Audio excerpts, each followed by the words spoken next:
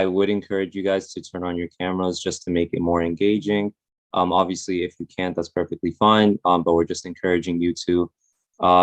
And please try to keep your mics muted. So sometimes if you come into the call, the mic might be on. So just make sure that your mic's always muted. Unless you do have a question towards the end when we do have the Q&A session. There is, speaking of Q&A, there is a Q&A form. Inshallah, I think either Sarah or Hafsa could send that in the chat for you guys in case you haven't seen it in the Discord channel. And then if possible, and if you can, please change your Zoom name to the same format that you have for like competition. So your name and then dash and then your school name. So for example, my name is Omar, so it would be Omar dash, and then whatever school I'm from. Okay, and then so I can get right into our speaker for today. So obviously today we have Dr. Omar Sharif, who is a MIST alumni and does not need a description, but I will give one anyway. Dr. Omar Sharif is an MD/MBA combined degree graduate from St. George's University School of Medicine. He's currently a PGY4 psychiatry resident physician at Nassau University Medical Center in New York, and is also pursuing a certification in adult psychodynamic psychotherapy at Columbia University. He's also a certified adult mental health first aid instructor and is an executive board member of the HEAL Collective, which is a nonprofit organization dedicated to advocating and promoting mental health, wellness, and literacy in faith-based communities. So without further ado, I can give it to you, inshallah. And we are planning for 40 minutes, just to let you know from the very beginning. Okay, got it, inshallah. And that's, Omar, that's 40 minutes including QA? 40 minutes just for speaking. So the next 20 minutes, so altogether it would be 1 hour. So we're trying to do 40 minutes speaking, 20 minutes QA. Okay, got it. I'm probably going to take a little less time speaking and give a little more time for QA. That's okay. I like. Sounds good. For that, but I'll keep in mind that 1:20 hard stop. Inshallah. Okay, perfect. And I'll send some reminders in the chat as well. Awesome. Thank you, Omar. Appreciate it, man. Thank you guys so much for the introduction. And I want to thank everybody joining us from Jersey and from Dallas too. It is a pleasure to be here again for MIST. Really big difference from last year's MIST, but I think it brings about a different number of challenges for everyone doing things virtually. And at the same time, it brings about a lot of opportunity too. You know, I never thought, we were just discussing before the workshop started, I never thought I'd see Texas competitors showing up to Jersey in order to compete. It's a weird thing. You wouldn't think it would happen in any other time, but here we are doing that. And there's a connectivity that Zoom brings that we wouldn't have fathomed previously. So I'm going to do a quick spiel on my end, touching more upon the mental health aspect of what it's like to live your entire life over a screen over the past year. It's been difficult for all of us, a big adjustment. And I know that for myself, I can't speak for you guys, but I can speak for myself that I am for sure experiencing a lot of Zoom fatigue, where I spend so much of my time over Zoom, like all day, every day, that you get really tired of it. And you kind of want to get a break from that. So I'm going to touch a little bit about what Zoom fatigue looks like. What are the implications of that fatigue? And how best to take care of yourself during this time. Essentially, just like the workshop title says, being the best you during the time of Zoom. So I'll start with this first and foremost, which is that for everyone here, this is super, super convenient doing all of this.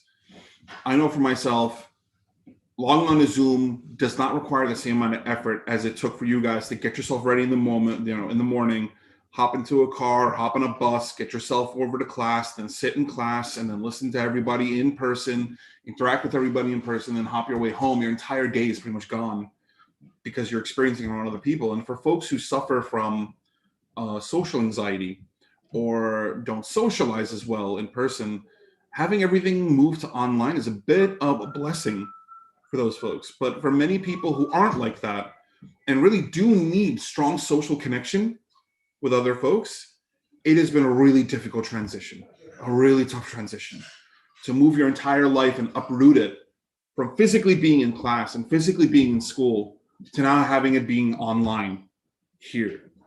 And day in and day out, spending your time sitting right where you are and not moving, staring at a screen like the screen I'm staring at right now.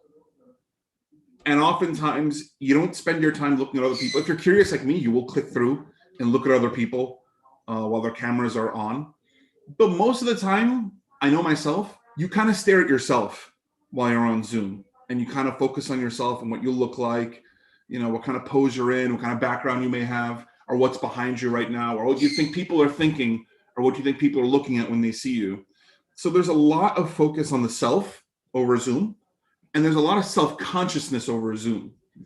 And I can completely understand why a lot of people would deactivate their camera and mute their mic through majority of their Zoom experience, through most of their classes, unless it's not mandatory. Like if it's mandatory to keep it on, then you would keep it on. But I know most students at this point, because of Zoom fatigue, really don't want to show themselves anymore.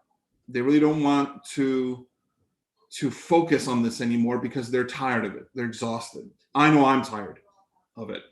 What does this actually look like when you feel that fatigue? The first thing I will say is that Zoom fatigue for me feels like mental exhaustion. Like you're mentally just tired. You're checked out. You're not really in the moment. You're logged in, your camera's off, your mic is off, but you have this playing in the background. It's not really at the forefront. Maybe you'll have a lecture on in the back, but you've brought up another browser, or you're searching something else, or maybe you're on WhatsApp, or maybe you're on your phone the whole time while someone's talking on the screen. You're disconnected from whatever it is that's going on. You're sort of detached mentally and even physically from what's present. And when this detachment happens day in, day out, every single day, through one lecture, through two lectures, through three classes, through four classes, 3 hours a day, 4 hours a day, 5 hours a day, it gets exhausting for you. And so this is where the mental health effect of it comes in. This is where you start to experience a lot of self-consciousness, a lot of self-doubt.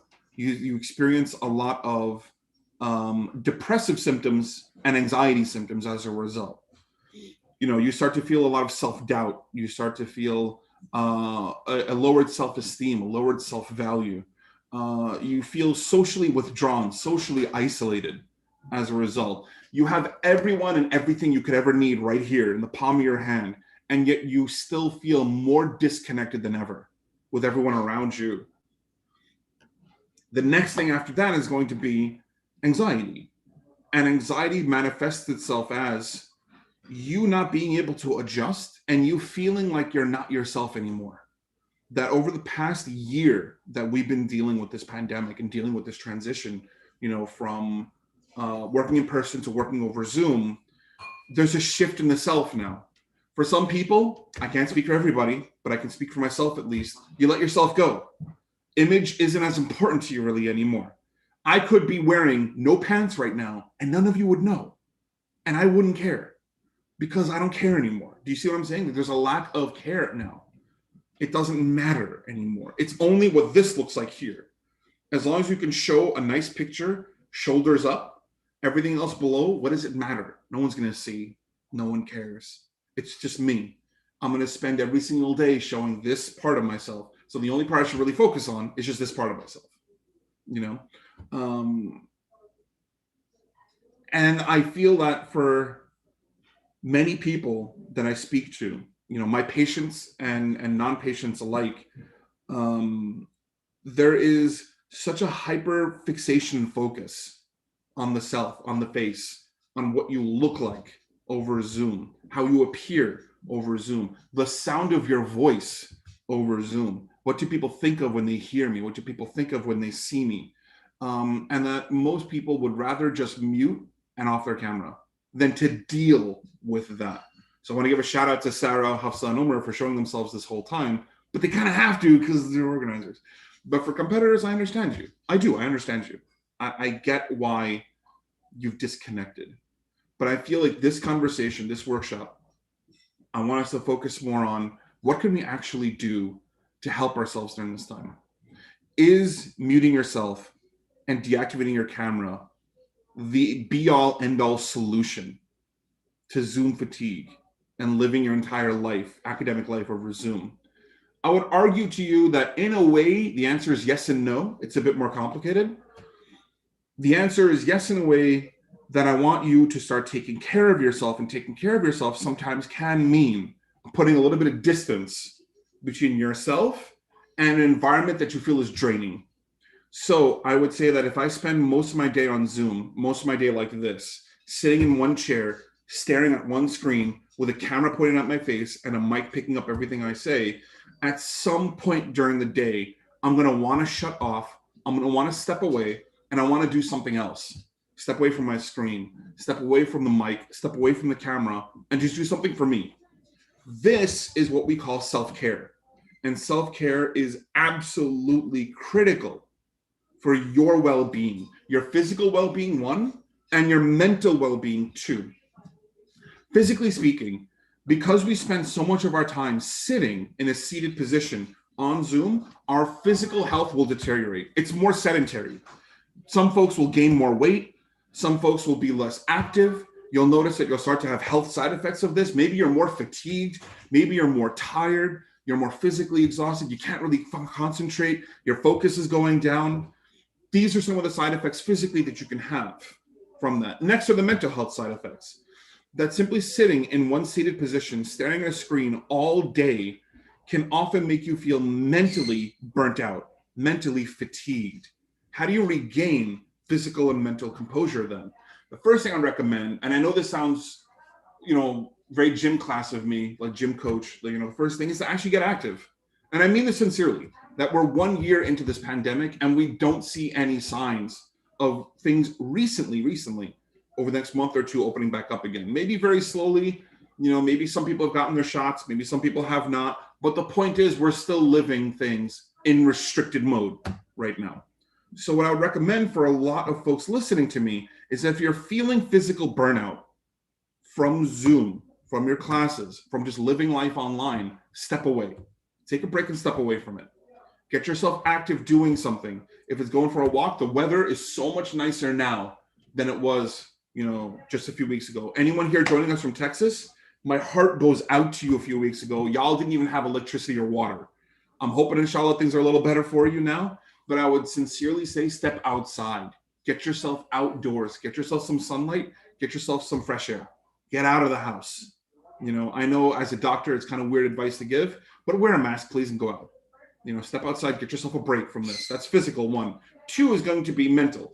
When it comes to your mental health, the one thing I'm going to focus on in particular is going to be recognizing, first and foremost, recognizing signs and symptoms in yourself. And then two, seeking remedies for that. So how do you recognize signs and symptoms in yourself?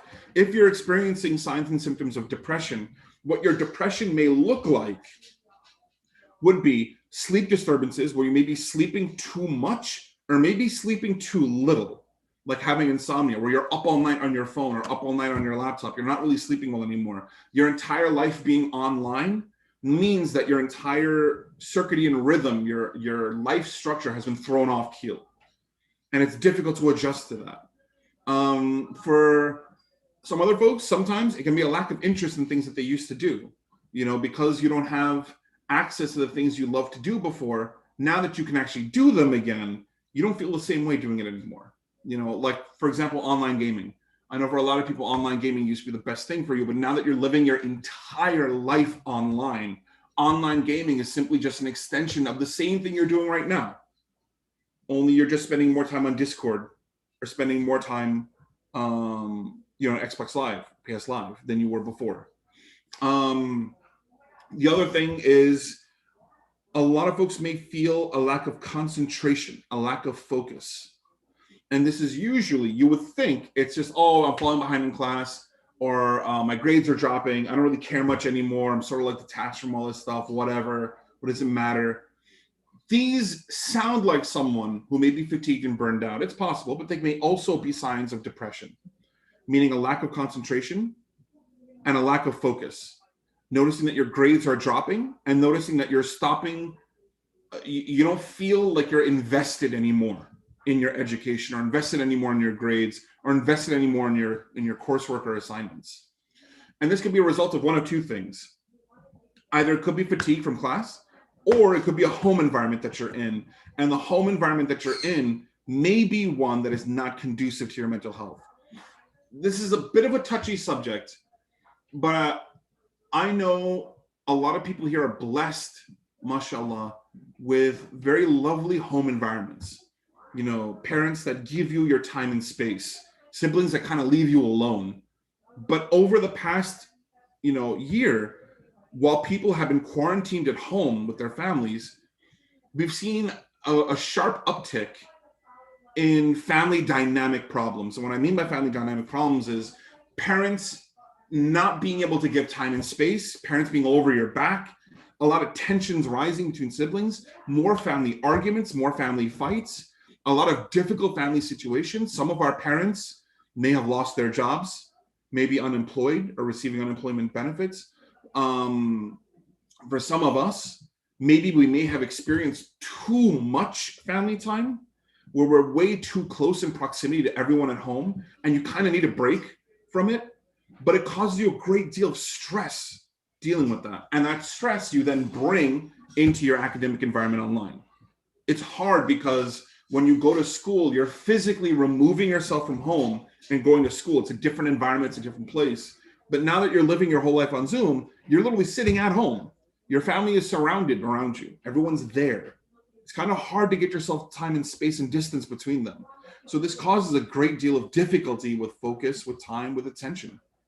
And oftentimes this leads to low self-esteem, low self-value, you hurting yourself or harming yourself in ways by sabotaging your time and attention online, or sabotaging your grades in a way, and causing you a great deal of stress, strife, and guilt over that. So it's important, everything I just mentioned, I threw out you guys, it's important to ask yourself the important question of how am I feeling and how am I holding up right now? And the answer is an important answer. And I will tell you first and foremost, don't lie to yourself with that answer, because we tend to lie to each other when we ask that. Yo, bro, how are you doing? Yo, sis, what's popping? What's going on? How are you feeling? I'm fine. I'm great. I'm good. Are you really fine? Are you really great? Are you really good? Or are you just simply saying that? I would argue you're probably not fine.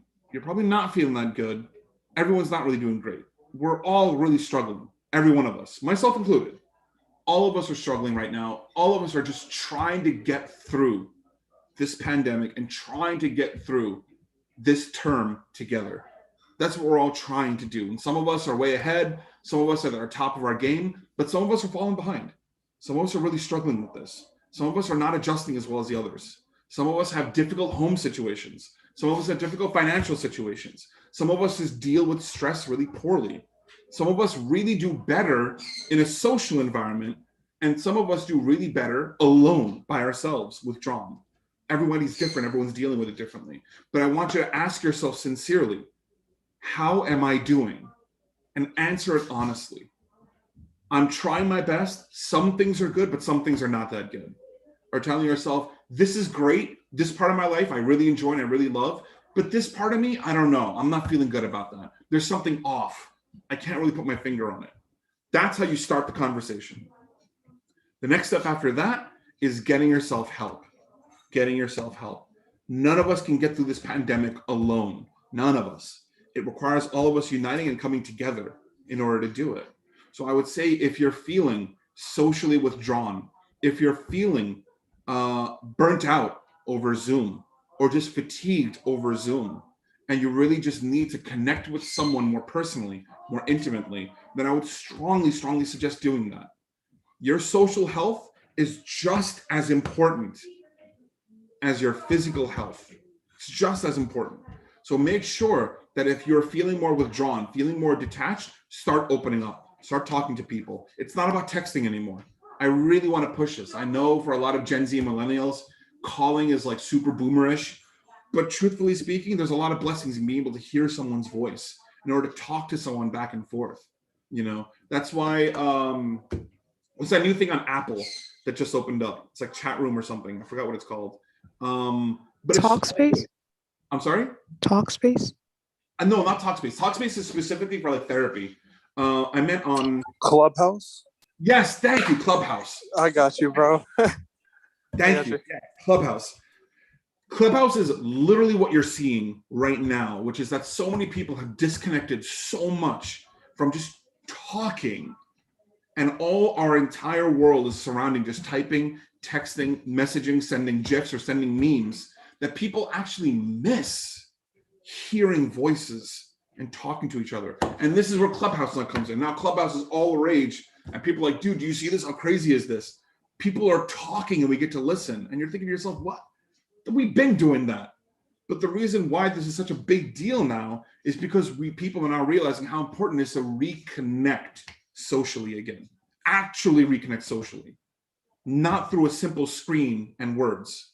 Actual connection, human connection again. So I would strongly suggest, this is my first piece of advice, that if you feel socially withdrawn, if you feel socially distanced, if you feel isolated, if you feel alone, if you feel like no one else can really understand what you're going through, what you're feeling, open up and talk. Open up and talk. Reach out to your best friend. Reach out to other people that you love and trust. Reach out to people you haven't spoken to in a while. Check in. Sometimes a simple question of, hey, how are you doing? How are you holding up? I haven't spoken to you in like weeks. What's going on? Can we just talk? Sometimes that'd be great. Instead of sending a text message, send a voice message instead. Record it on your phone and send it. Sometimes just being able to hear someone's voice and hear the inflection, hear the tone can really mean a lot in this day and age. So do that. Second thing I recommend is if you're doing too much online, detach yourself and get some space from working too much online. Taking a break is really important. We always say this on gaming. That, what is it? I know that when you boot up, this was on PS3 and PS4, I remember, where they would always put up like these little like warnings where they'd be like, oh, if you're gaming for more than 4 hours, take a break and like close your eyes. And everyone would look at that and be like, it's ridiculous, man. I'm not doing that. I'm nuts. I'm gonna close my eyes while I'm gaming. But the reason why they're saying that is because as doctors, we usually recommend that if you're staring at a screen for hours on end, your eyes will become tired. You're gonna burn yourself out. It's too much. We weren't designed to be like this. We're not machines. We don't live our entire life staring at screens. It's not the way we're meant to live. You got to live a little. You really got to like take a break sometimes from that. And if it means taking a break, from meeting up online or like spending all your time on Zoom, take a break then. Take a break if need be. Do what you need to help your mental health. Now comes the last part, and I'm going to end on this note, which is self-care. How do you engage in self-care? The solution to all this stuff is connecting more with others, seeking professional help if you need professional help. And the third thing is self-care. Everybody should be engaging in self-care. What is self-care? Self-care is doing healthy, positive, constructive things. I'm going to emphasize these 3 words. Healthy, positive, constructive things that make you feel good, make you feel better, make you feel recharged. These are the things that I'm going to emphasize. For a lot of people, these are different things. I know that for myself, self-care for me usually tends to be like taking my phone and actually putting it down when I get home and like not looking at it, not touching it. Closing my laptop when it's late night and not looking at anybody's messages, not looking at anything else, just totally disconnecting myself online. And I tend to give myself a few hours at night to do that because I feel like I spend my whole day online. And as soon as I'm home and I'm sitting in like my living room, again, I'm just sitting online. It's too much. It's too much for me. So my self-care is taking a break. And usually during that break, I'll sit and talk with my family. I'll have a phone call that I'll make, or I'll watch something on Netflix, or I'll play like a board game. Usually right now it's Scrabble that I like playing. I know that sounds super boomerish of me, but whatever. Okay, it's something. Okay, it's in person. You can read the stuff in person. And I really wish I could read more, like books. I haven't done that, but part of my self-care this year is I want to start reading more, and get myself back into like book reading again. This is my self-care. I used to do a lot of walking outside, and then I stopped because of the weather. But I feel like part of my self-care routine now will be going more walks, making sure I spend more time outside, soaking in more sunlight. So this is part of what I want to do coming up now. And the last part of my self-care routine that I engage in is actually just talking. Honestly, just calling up my friends or sending voice messages to my friends that I haven't talked to in like months or sometimes even years. I haven't spoken to them. And I like checking in with other people. I like just saying, hey, how's it going? How are you doing? And I like asking the specific question, how are you doing emotionally? I like asking, which is a weird, awkward question to ask. But usually whenever I ask, how are you doing? How are you holding up? I always get fine, good, great in response. And it's kind of not true. So I like digging a little deeper and going like, nah, bro, come on, actually open up. Tell me. How are you feeling? How are you doing? How are things? Or I like opening up myself to help other people open up. I'll actually open up myself and say, yeah, dude, I'm not doing that good. Things are kind of rough. I'm just taking things one day at a time. How are things for you? And then you'll usually be able to prompt out of someone else something that they may be going through. And just sharing in difficulty, I feel, is therapeutic for me. That's sort of self-care for me. When I'm able to help connect with someone else and make someone else feel good, I feel good. So that's me sharing my own self-care. For everybody else, sometimes your self-care may be something that's more exercising. Maybe your self-care is reading. Maybe your self-care is more artistic, where you like sketching or you like drawing or you like painting. Perhaps your self-care is more physical activity, going outside, hiking, running, jogging, sports, whatever it may be. Maybe your self-care is gaming. If gaming is your self-care, great. As long as it's healthy, constructive, positive, you're not going on Xbox Live and shouting racial slurs. Okay, as long as you're doing things halal, then great. This is what I would encourage for everyone here. So with that being said, I know I'm ending like 10 minutes earlier on my part, but I'm giving just a little bit more time for Q&A. I will say this, which is when it comes to mental health, it's a very sensitive topic, and it's a difficult topic too. So I want to give a very, very special shout out to Miss New Jersey for having this workshop and emphasizing this workshop. It's a wonderful topic, and I'm honored to be here today. So I want to say Jazakallah, thank you guys so much to Miss New Jersey, to the competitors that are here, that are joining us for this workshop. I understand the sensitivity of this topic. I understand how difficult it is to open up and talk about this stuff. What I will say is, if you feel uncomfortable asking any question, you can use the Q&A form. I think it's anonymous, the Q&A form, right? I just wanted to double check.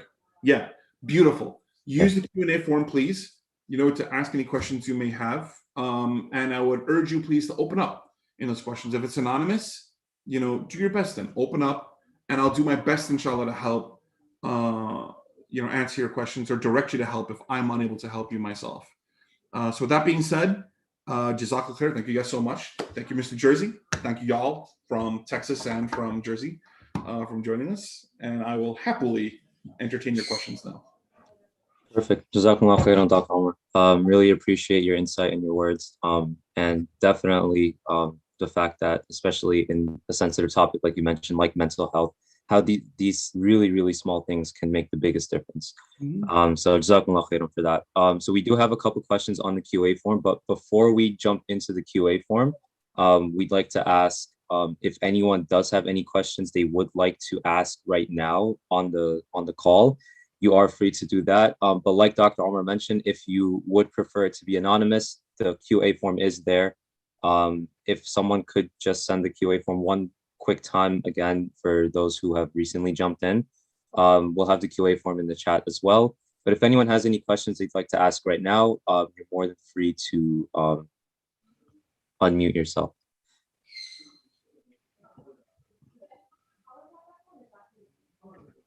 We're good?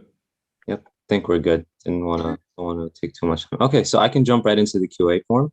But if anyone does have any questions, you are more than free to, once he finishes answering the question, to jump in and unmute yourself. Okay, so first question. What is something or some things we should all add in our daily routine to make us motivated and energized? Ooh, that's a great question. There are a lot of things. That question has so many answers. I don't even know where to start. I would probably begin with sleep first. If you're looking to get yourself energized, look at your sleep. Sleep is the first and foremost most important thing. when it comes to your health and your wellness. Ask yourself how much sleep you're actually getting, and actually ask yourself by hours how much sleep are you actually getting. And most people will say, I get like 5-6, I'm good. You're not really good. 5-6 is not good. If I'm a doctor and I hear 5-6, I would think to myself, you're missing 2 to 3 hours there of actual rest. Where are those 2-3 hours? And then I would ask the next question, which is, how tired do you feel through the day? How actually fatigued do you feel going through your day? When you're in class, do you find yourself like nodding off? Do you find yourself like really tired, just unable to focus? Do you find that you take naps throughout the day? This would mean that you not only have low energy, 1, 2, you have very poor sleep. There's something affecting your sleep. This might mean that you maybe have poor sleep hygiene. What we mean by sleep hygiene is if you're on your phone in bed, where you're lying in bed and you're on your phone, the entire time you're on your phone, ask yourself, how much time do you actually spend in bed versus sleeping in bed? When you go to bed, your bed is really meant for sleeping. That's what it should be. But if you sort of blur the line and you do your homework in bed, or you're on your phone in bed, or you have your laptop on in bed, then you're not really resting. The bed isn't really for rest then. You're using your bed to work. You're using your bed to play. You're using your bed for socializing. You're using your bed for whatever other purpose. So you're not actually resting. Your rest is being disrupted. So the advice I would give, if you have poor sleep hygiene, where you do a lot of stuff in bed other than sleeping, then the recommendation I would give is, first and foremost, do all this stuff while sitting up, do all this stuff when you're out of bed, and only use your bed for sleeping then. When you go to bed and you sit in bed, you lie down in bed, it should be for the purpose of sleeping. And time yourself. Ask yourself what time you go to bed. If you're going to bed around like 11, midnight-ish, and you're waking up around like 7 or 8, great. If you only wake up once just for Fajr and then go back to sleep, fantastic, excellent. That means that you're taking good care of yourself. If you find that your sleep is disrupted, it's inconsistent, you sleep good some nights, you sleep really poorly the next, then your energy is going to be thrown off. You'll have good energy, then bad energy throughout your day. So that's the first thing I recommend. Work on your sleep. If your sleep is off, seek a professional if your sleep is really bad and it's been consistently bad. Second thing is going to be your food, what you're eating. I know myself, I have done a really poor job with my appetite. I've let myself go quite a bit over the pandemic because I spend my entire time sitting.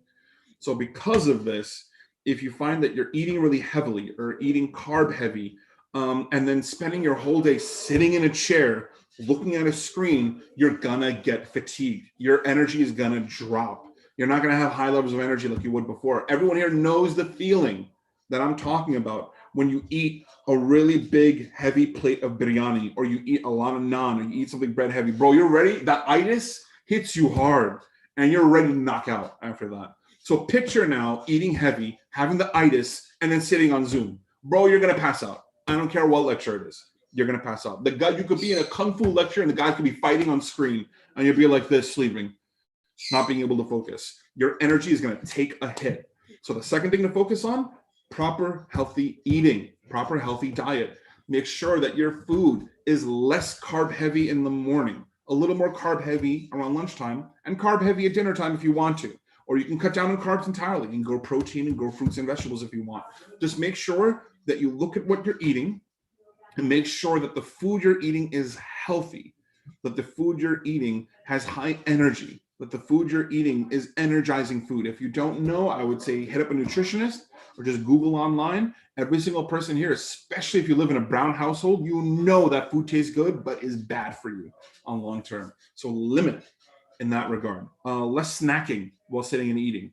The less snacking you do, the healthier it is for you. Have specific break times throughout your day for snacking and eating. That way you're not constantly eating or snacking while on Zoom the entire day. You're not going to have more energy as a result. You're going to have less energy as a result. And then the last piece of advice for energizing yourself is going to be physical exercise. Physical exercise and movement will get you the energy that you're looking for. So I would recommend every single day, if you can, I know everyone spends their time sitting and looking at screens all day, but if you can spend a little bit of time, at the very least 15 minutes, 20 minutes of just physicality. And if you can't leave your home, fine, man, pace around your house, move around on your phone, while on your phone, texting or typing or talking, walk, pace, move. Get some movement in. If you can step outside and go for a brief walk, go for a brief walk. The weather is much nicer now. Get yourself active. This would give you consistent energy throughout your day. And by the time you hit your bed at nighttime, you're actually tired. You're actually physically exhausted and mentally exhausted and ready to knock right out. So now you'll have healthier sleep as a result of exercising more. So to answer your question, those are the three things that I would focus on if you're getting yourself more energy throughout the day. Perfect. Jazakallah. All right. Next question. How do you, quote unquote, live in the moment? It's one of the most common pieces of advice, but I don't know how to implement it. That's tough. Living in the moment. I mean, I know what you're talking about. Like people say it all the time. You kind of hear it as like inspirational stuff. It's like, bro, you got to live in the moment. And you're like, what? I'm here. What do you want? What does it mean to live in the moment? I would say don't search for living in the moment. You know, it's sort of like, what's the word? It's like searching for love, I guess is a good way to put it. You know, like you see it all the time where in movies and stuff, people share a moment where they put their hand on the other hand, or like they rest their head on the shoulder. It's a small little thing. And then the music starts and you pan in close and you think to yourself, whoa, that's a moment they're sharing right now. And yeah, it's dramatized. You know, it's Bollywood, it's Hollywood. They're dramatizing that moment. They're trying to focus on a moment. But the truth is, in real life, IRL, when you're actually just living life and a brief moment happens, you're kind of not aware of it. It's kind of just going. It might be an important moment for someone else, what you're saying and doing, not necessarily for you. You could be just speaking something regularly, but for someone else, it's a really important thing they're hearing or a really important thing they're experiencing. Everyone's moments are different moments, I would say. So rather than look for a moment and try and see if you got a moment, it's more about simply taking time to focus on yourself. And this is what creates more moments. So I don't know, I use the love example. That's a weird example. I think maybe a different example would probably be like I'll use this one. Concentrating in Salah. People always say that, like, oh, when you're praying Salah, like have khushu in Salah. So you're like concentrating and focusing on your Salah. If you're actively thinking about concentrating on your Salah, it's actually kind of counterintuitive because you're not actually focused on Salah. You're more focused on yourself thinking and feeling in Salah rather than the Salah itself. So you spend too much time on one and less time on the other, you know, versus if you just make the takbir, fold your arms, and then just tell yourself, all right, let's do it. Let's just go. And then you'll start to actually blend in. You'll start to actually now live in that moment. So I would say it's more of an unconscious process than it is a conscious process. It's more about being mindful of yourself, your body, and your mind in the moment. And now the advice is, well, how do you actually do this? How does this work? And it's a difficult question to answer, but I would say it really does come down to an important thing we learn in Islam, which is niyyah, your intention for doing things. The more mindful you are of your intention, the more impact the thing you are doing is going to have. We'll give a quick example. Quick example is going to be food. Every single person here eats. Every single person here drinks. We all do that. Everyone does. How do you actually mindfully consume rather than mindlessly consume? That all of us do, myself included. Mindfully living in a moment, mindfully experiencing something means that you sit in front of your food, you make your intention, you say your Bismillah, and you tell yourself, this is really awesome because I know a lot of other faiths do this. In Islam, we don't really tend to, but we should do it more often, which is speaking the name of Allah and then asking Allah's gratefulness and blessings. That thank you for giving me this food. Thank you for nourishing me with this food. I'm going to eat this food. I'm going to feel full. I'm going to feel good. And then starting to eat. Now, all of a sudden, that you've taken literally just 5 seconds, 10 seconds to just pause life, focus on what you have in front of you, and appreciate it. Now, when you actually eat, it's going to feel different. Because you're appreciating every bite, you're appreciating every morsel, you're feeling like this is a blessing that you're eating right now. It's not just food. This is sustenance. This is a gift, it's a blessing, and I'm consuming in a gift and a blessing. And you're going to feel different. It's going to hit different. I'm telling you, it's going to hit different when you do that. It's just that we get so lost in just powering through, that we don't spend the time to just pause life, take a step back, and remind ourselves of what we're actually doing, the weight and gravity of what we're actually doing. And if you do that, if you take a little bit of time each day with a small thing and give yourself just a small break of, hey, hold up, I'm going to do this. I'm going to be engaging in this. I'm going to move forward on that, and spend a little bit more time with your niyyah, with your intention for things. I promise you, things will taste sweeter. Things will feel different. It will hit different. That's how you sort of live in the moment. It's a tough question, but I hope, Omar, that helps give at least a reasonable answer for that. No, that made perfect sense. That was really good. Jazakallah. Okay, next question. Some have developed social. Can I add something to that before we move on to the next question? Yeah, of course. Of course. Sorry. I know one thing that like having a similar conversation with other people with like living in the moment, like something that I like have to actively try to do is like, I'm someone who likes to like schedule my time of like, okay, from this time to this time, I'm doing this, like to the point where like lunch is in there too, of like having times when I eat. So I think that like living the moment, you could also do that. Like when you schedule some time for yourself, only think about that thing. Like if you're like in a meeting, then think about that specific meeting. Like if we're in a missed meeting, just think about missed. Don't think about your schoolwork. Like you know that you will get to it eventually. So I think like that's also part of like my interpretation of like living in the moment of, you know, you're gonna take care of it. So stop worrying unnecessarily and putting more stress on yourself, because if you're thinking about it all the time, then like you're just like going through the stress over and over again when you know that you have that time schedule to solely focus on that. So that's like something I've been trying to do, like living in the moment. Khadija, that is beautiful advice. Honestly, thank you so much for that. Thank you. That's wonderful advice. And I would agree with you that if your mind is scattered in 20 different places and you're thinking of like 30 different things at the same time, that is anxiety inducing. Mm-hmm. That is super stress inducing. You actually cannot focus because you can't focus. And you're never gonna live in a moment because you can't focus on a moment. You're having 30 moments at the same time in your head. So how can you? So I would say you're absolutely right about that. Mindfulness is more about just being there in that moment and focusing. Thank you, Khadija. Jazakallah khair for that. Yeah, Jazakallah, Khadija. And just exactly like Khadija did, if anyone has anything to add on, or if anyone has a question, you're also more than happy to unmute yourself and jump in. But on the topic of anxiety, this question is interesting. Some have developed social anxiety from the lack of interaction during the pandemic. What's the best way to battle that? Yeah, you're muted. You're still muted. Sorry, I thought I clicked it. Sorry. No, you're good. I was gonna ask, could you repeat that for me? Sorry. Yeah. So some have developed social anxiety from the lack of interaction due to the pandemic. So what's the best way to battle that? Oh, okay. That's a really good one. I'm going to do two things for this question. First thing I'm going to do is define what social anxiety is. Clinically speaking, what is social anxiety? And then two, I'm going to recommend a few treatments for it. So what exactly is social anxiety? What does it look like? What does it feel like? What is it?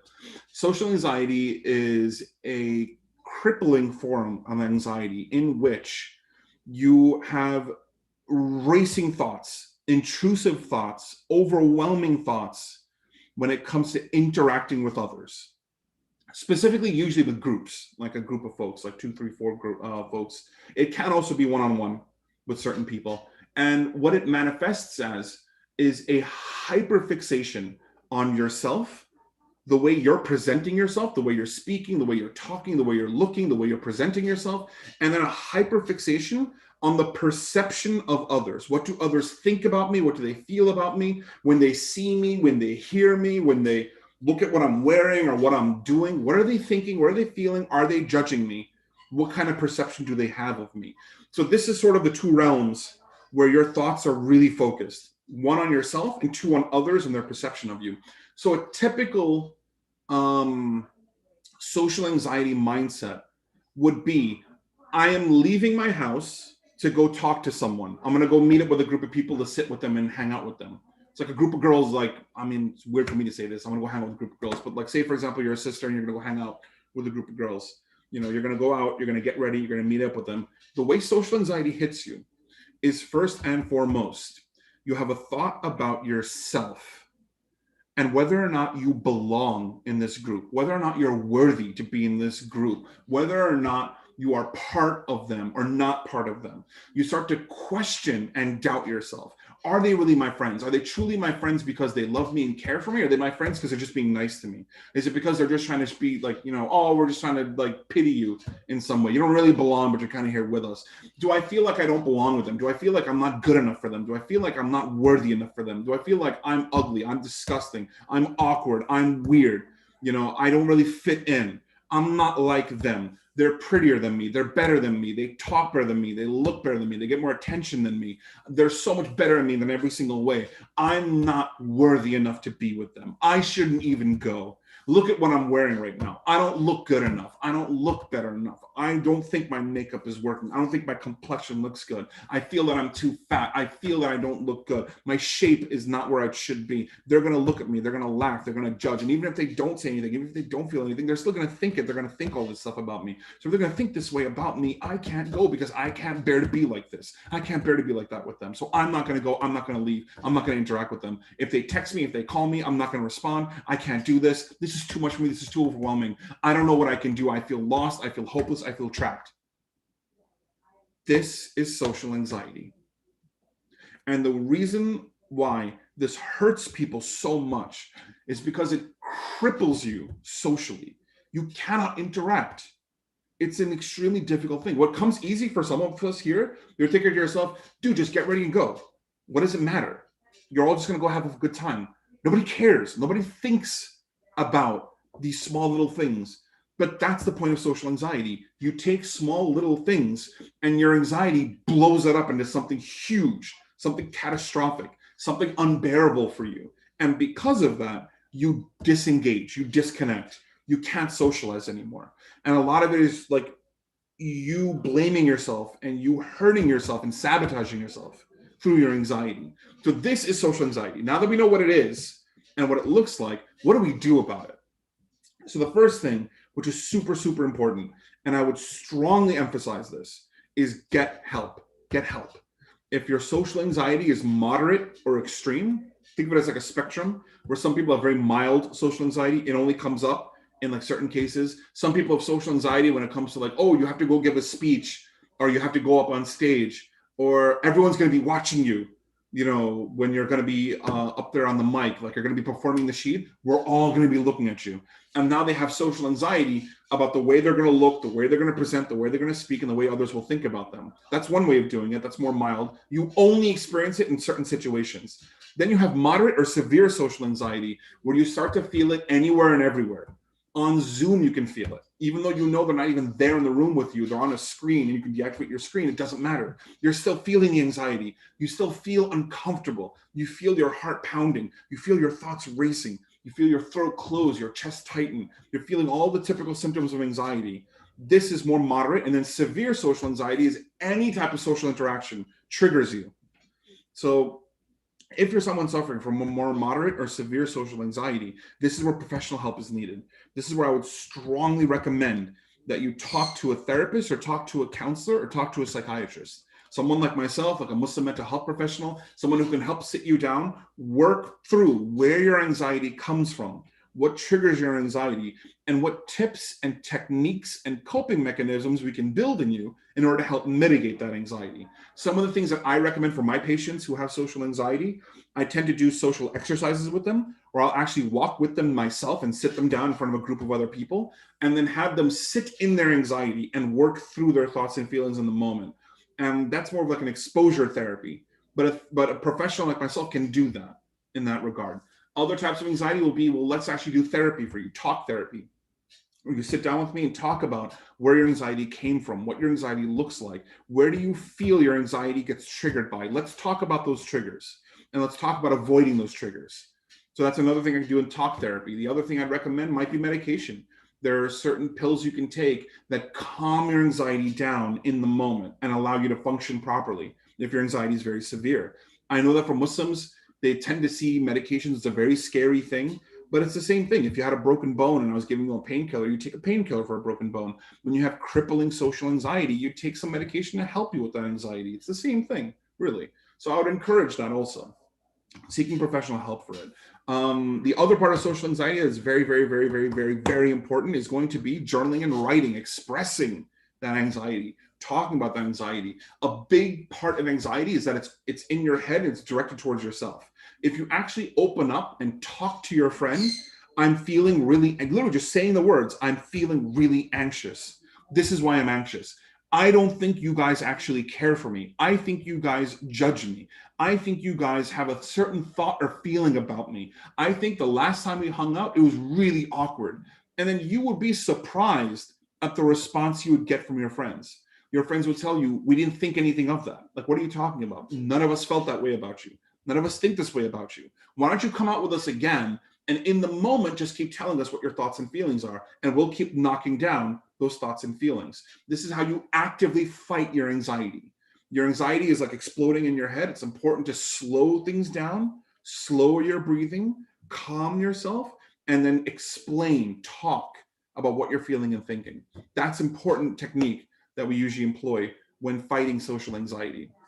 There's a lot of other tips and techniques that can help. YouTube is a great resource for this. You can definitely you can definitely search on YouTube for social anxiety coping mechanisms and social anxiety techniques. There are a lot of therapists who put up excellent videos for combating social anxiety. And if you feel that this is something more intimate, this is something more like scary for you and it's not easy to handle it alone, this is where a professional comes in, so that's what I would recommend for that. So I hope, inshallah, that answers that particular question. Thank you, Omar, for that.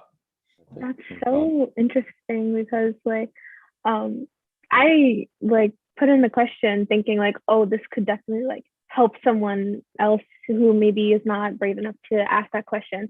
And then you just started describing some of the things approaching your group friends. And I was like, wait, why is he describing me right now?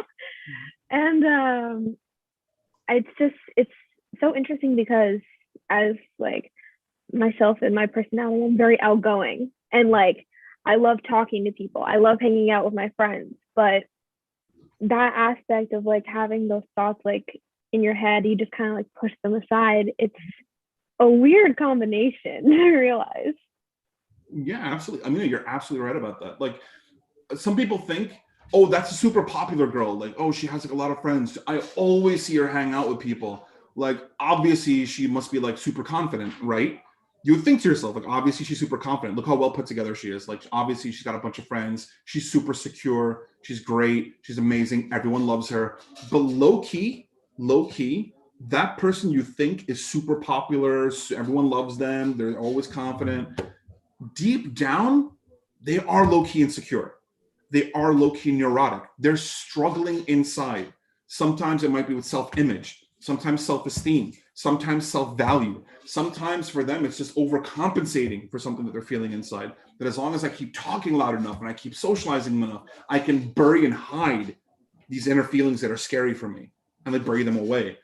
So that's why it's so important, just like you mentioned to me, it's so important that even with the people who are so talkative and laugh a lot and socialize a lot, always ask the question, hey, how are you feeling? How are you doing? Check in. How are you?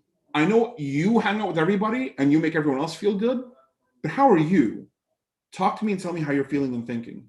Sometimes it helps to have that one person who knows the true you and other people that know just the more social you, and you never know. The people who might be the most popular and talkative might be the ones that have anxiety. They might very well be, So Amina, honestly, thank you so much for sharing that experience. Jazakallah, thank you for opening up about that. Jazakallah, Amina. So I believe we have time for about one or two more questions. Okay. This question just came in from someone. Can you talk about eating disorders and how we can help ourselves and people with them? Oh my gosh, man, y'all are hitting me with that's a whole other lecture right there. I'm going to be quick with this one though. There's no way I can possibly touch on every aspect of this, in a Q&A session. But what I will describe is eating disorders are many different types. There's not just one eating disorder. The two major ones that everyone talks about are usually anorexia and bulimia. And the differences between eating disorders usually are rooted in depression and anxiety. And oftentimes the depression and anxiety are linked to body image, poor body image.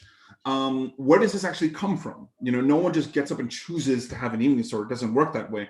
It's a very insidious thing where oftentimes, especially, I'm going to point out our culture in particular, and I'm going to point my finger at Desi culture. We are toxic when it comes to body image and self-image. Fair and lovely and skin color, that's just scratching the surface of what is considered beautiful and what is considered ugly in our culture. The next big thing, and we rarely talk about this stuff, is weight, actual weight. And the thing is that in our culture, a lot of people comment on weight by going like, oh, you look healthy, or you look big. Or for girls especially, pointing and saying that, oh, look at you, you gained a few pounds, you look really heavy. If you work out, if you get a little slimmer, boys will like you. Or if you're really big, no one's gonna marry you. They almost attach value to weight, that if you're slim enough, you're beautiful enough. If you're heavier, you're not beautiful. No one will love you. No one will care for you. It's almost as if they're ripping away love and value from you because you're a certain weight level that they don't approve of or they don't look like. And because of this, it really poisons us inside, men and women both. It poisons our perception of beauty and the way we look at ourselves and consider our own beauty. And this is where a self-image problem comes, where you look in the mirror and you hate what you see. You hate what you're looking at. This is ugly, this is fat, this is disgusting. I hate what I look like. I hate myself. I need to look better. I need to look prettier. What does pretty and better look like? It looks like size 0 models. That's what pretty looks like to me. That's what beauty looks like to me. All the other girls around me all look thin, all look beautiful, but I don't. I look different. I look ugly as a result. No one will love me and no one will ever care for me. So the only way to now feel loved and feel cared for is to start utilizing harmful methods for losing weight, for regulating weight. This is where the activities of binging and purging come in. So binging is where you excessively eat more food than you can contain, like your stomach is almost bursting. That's binging. Then there's purging. Purging behavior is where you forcefully vomit or you abuse laxatives or abuse a medication that helps you to clear out your system or clear out what you've binged. And associated with binging and purging is a great deal of anxiety. Anxiety is a huge part of this. Depression is a huge part of this. Guilt, shame, embarrassment, self-hate, self-loathing, self-image. All of this is mixed in when it comes to binging and purging behavior. Eating disorders are a very, very difficult thing to acknowledge. Oftentimes when someone tells you, hey, I'm noticing something's off, or I'm noticing that like you're losing a lot of weight. Are you okay? Is everything all right? You think to yourself, great, I'm losing weight. It's a good thing. I look so much thinner. Everything's great. In your head, everything looks like it's going great, but it's not. You are damaging your body and you're hurting yourself. I mean, this is where it becomes a scary thing for friends and family to see someone going through an eating disorder. If this sounds like someone you know, or if this may sound like you, I would strongly encourage, get professional help. You must get professional help. Talk to a counselor, talk to a therapist, make sure you get connected to a nutritionist, make sure that we can help work on talk therapy to give you a healthier way of looking at your body and looking at yourself. So we can start to build on the aspects of you that you hate and turn it into aspects about you that you love, about the way you look and the way you feel. So I would strongly encourage therapy for this. I would strongly encourage counseling for this. And I would strongly urge reaching out to a nutritionist to get yourself a healthier way of consuming food, of dealing with anxious thoughts, of getting rid of binging and purging behavior. This is like a very superficial surface level answer that I'm giving. It's a highly complicated, nuanced topic. But there are a lot of resources out there for eating disorders. And the most important thing I can emphasize at the end of the day to answer this question is please, please, please DM or reach out to a mental health professional. If you feel uncomfortable doing that, then reach out to a Muslim mental health professional, and then we can hopefully connect you with somebody. I hope, inshallah, that helps answer that particular question. That was a heavy one, but I really want to give my heart out to the person who asked that, because it is not easy at all to talk about this. So Jazakallah, thank you. Unfortunately, we do have to end now since we have gone past the time we were scheduled. There are a couple of questions left in the QA form, unfortunately. So I was wondering if there might be a chance you could provide your email or some form of communication or contact. Yes. Should anyone have any questions they'd like to ask in the future, they can reach out to you. So in the chat, Omar, I just threw up, I shouldn't say I just threw up, I just tossed up my Instagram, Big Sharif. You can feel free to DM there. And I also have my email there too. You can send me an email as well. So anyone who didn't get their question asked today, I want to make sure, please, that you give me an opportunity to answer your question. So please make sure to re-ask your question by emailing it or DMing it so I can properly respond there. And if you have any questions in the future, anyone who asked already and had answered, please reach out. If you have a serious issue or problem that you want to discuss and you want to get help for, you can also message me for that too. And I'll help direct you to services for that. So again, just want to say Jazakallah khair. Thank you guys so much for joining me for this. Thank you to the folks who shared their own experiences. I know it's not easy talking about this, but I can't tell you how proud I am of you guys for sharing your own personal experiences with this. Jazakallah khair. And a shout out to Umar for just being an awesome dude, mashallah. Thank you, bro, for moderating this so well. And thank you, Miss Jersey, for this amazing workshop. Honestly, I love you guys. Jazakallah khair. Jazakumullah khairan to you. Like you said, this is a very sensitive topic to talk about and a very, very generalized, very broad subject to talk about, right? And it's amazing how you were able to kind of bring it all together in some way and be able to give all these tips and insights for us to kind of better ourselves and create this positive impact in us mentally and emotionally.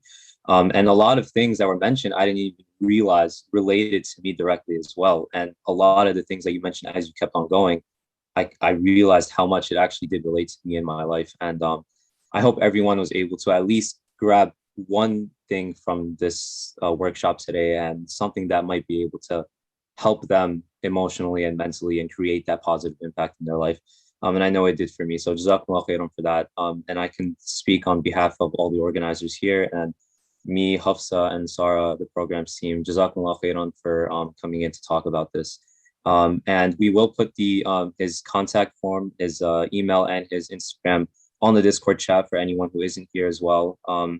And once again, Jazakumullah khairan. I really appreciate it. And if there isn't anything else left to say, Sarah, are we all good? All right. سبحانك اللهم وبحمدك أشهد أن لا إله إلا أنت أستغفرك وأتوب إليك. بسم الله الرحمن الرحيم. والعصر إن الإنسان لفي خسر إلا الذين آمنوا وعملوا الصالحات